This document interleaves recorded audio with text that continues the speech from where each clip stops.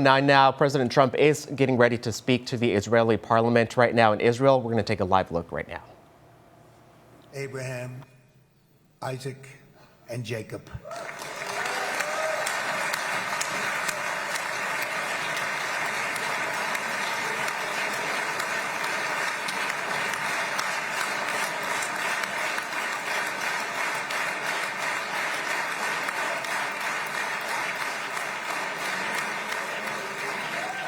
After 2 harrowing years in darkness and captivity, 20 courageous hostages are returning to the glorious embrace of their families, and it is glorious. 28 more precious loved ones are coming home at last to rest in this sacred soil for all of time. And after so many years of unceasing war and endless danger, today the skies are calm, the guns are silent, the sirens are still, and the sun rises on a holy land that is finally at peace, a land and a region that will live, God willing, in peace for all eternity.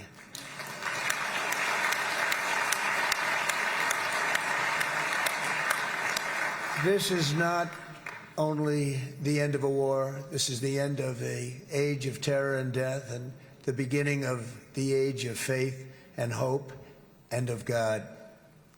It's the start of a grand concord and lasting harmony for Israel and all the nations of what will soon be a truly magnificent region. I believe that so strongly. This is the historic dawn of a new Middle East. I want to express my gratitude to a man of exceptional courage and patriotism, whose partnership did so much to make this momentous day possible. You know who I'm talking about. There's only one, Prime Minister Benjamin Netanyahu. Bibi, please stand up.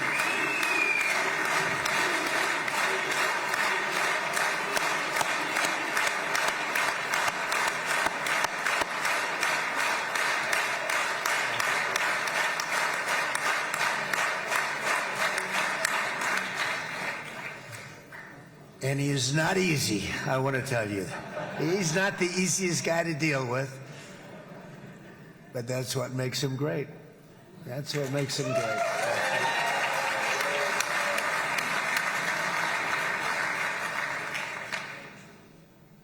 Thank you very much, baby. Great job.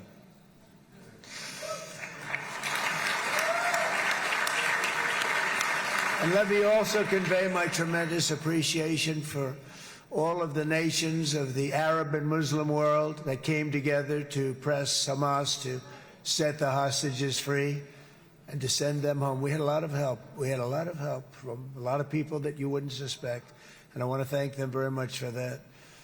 It's an incredible triumph for Israel and the world to have all of these nations working together as partners in peace. And it's pretty unusual for you to see that, but it happened in this case. This was a very unusual point in time, a brilliant point in time. Generations from now, this will be remembered as the moment that everything began to change, and change very much for the better. Like the USA right now, it will be the golden age of Israel and the golden age of the Middle East. It's going to work together.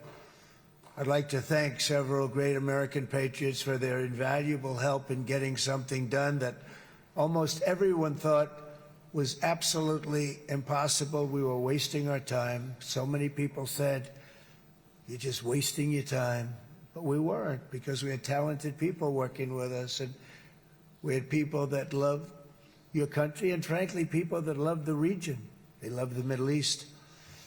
I want to thank my friend Steve Witkoff.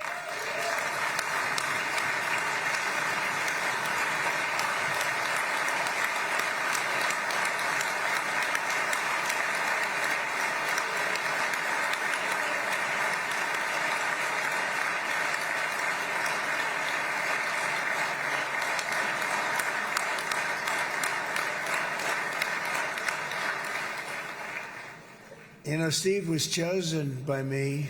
He never did this before, but I knew him as a few things. He was a great businessman, but I know a lot of great businessmen, to be honest with you. He had tremendous negotiating skills, but I know a lot of people that negotiate pretty well, although it is an art. But there are people that can negotiate pretty well. But most importantly with Steve, he's just a great guy. Everybody loved him. Everybody. I mean, I know some negotiators that are so good, but you wouldn't have had peace in the Middle East. You would be in World War III right now with some of these guys. Everybody loves Steve, and they respect him, and they somehow can relate to him. I've known him for many years, and I've seen it over and over again. להוציא את חבר הכנסת עודה, להוציא אותו מהאולם, להוציא אותו מיד, החוצה, החוצה. Please expel this Knesset member. Please expel this Knesset member. להוציא גם את חבר הכנסת כסיף. להוציא את חבר הכנסת כסיף מהאולם. Expel Knesset member Kasif out of the hall. Please expel him immediately.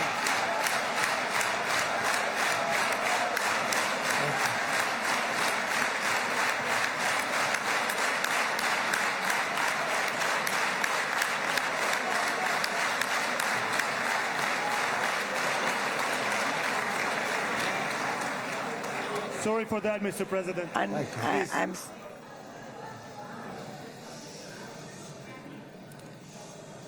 That was very efficient.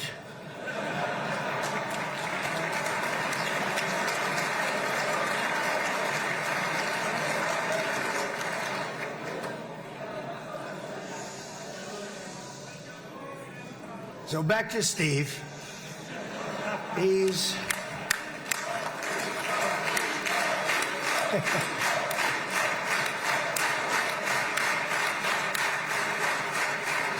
But I tell one story because he was so involved, and then we called in Jared. We need that brain on occasion. We got to get Jared in here. We got to get a certain group of people. But Steve started this all by himself. I call him Henry Kissinger, who doesn't leak. Okay? Henry is a big leaker. He leaked. Steve doesn't leak. Steve just wants to get the job done. He wants to do what's right. But I'll give you just a quick story because, as you know, he's working on the war with Russia and Ukraine, a war that would have never happened if I were president. A shame. 7,000 young soldiers a week are being killed. More than that this last week. It's a shame that it never happened. But it did happen, and we won the race, and I took over this horrible war that's been raging, and I thought it would be easily settled. I thought it was a hell of a lot easier than doing what we just did very successfully with Israel and a lot of other people. But this came first, and we'll get that one. But I set up a meeting for him to meet with President Putin, thinking it would be a 15 or a 20-minute meeting. Steve had no idea about Russia, had no idea about Putin too much, didn't know too much about politics, wasn't that interested. He was really good at real estate, but he had that quality that I was looking for, and I didn't see it around in too many ways. And I set up the meeting with Putin, and I called. I said, is Steve finished yet? That was about a half an hour into the meeting. No, sir, he's not. He's still inside. This is in Moscow. I said, well, how's he doing? I don't know, sir. He's still inside. I called up an hour later. Let me speak to Steve. Sir, he's still with Putin. He's with President Putin. I said, wow, that's a long meeting, 1 hour. I called up an hour later, he was still with Putin. 3 hours later, he was still with Putin. 4 hours later, he started to get the word that he was going to be coming out soon. And in 5 hours, he came out. I said, what the hell were you talking about for 5 hours? And he says, just a lot of interesting things. We're talking about a lot of interesting things, including... All right, you're listening to part of that press conference as President Trump talks to the Israeli parliament right there. Just to debrief a little bit of what he mentioned so far, he thanked the nations who helped with this ceasefire deal, especially in the Middle East. He mentioned some countries that you wouldn't expect helped in this ceasefire. He didn't mention them by name. He also thanked Special Envoy to the Middle East, Steve Witkoff. While he was doing that, what appeared to be members of the parliament also spoke up in protest. They were quickly taken out of the parliament floor and outside the chamber. President Trump thanked them for being taken out after causing that. So, of course, we'll continue to stream this press conference as President Trump speaks to the Israeli Parliament on our CBS 19 Plus app and, of course, here on CBS 19 once we learn more information on that as well.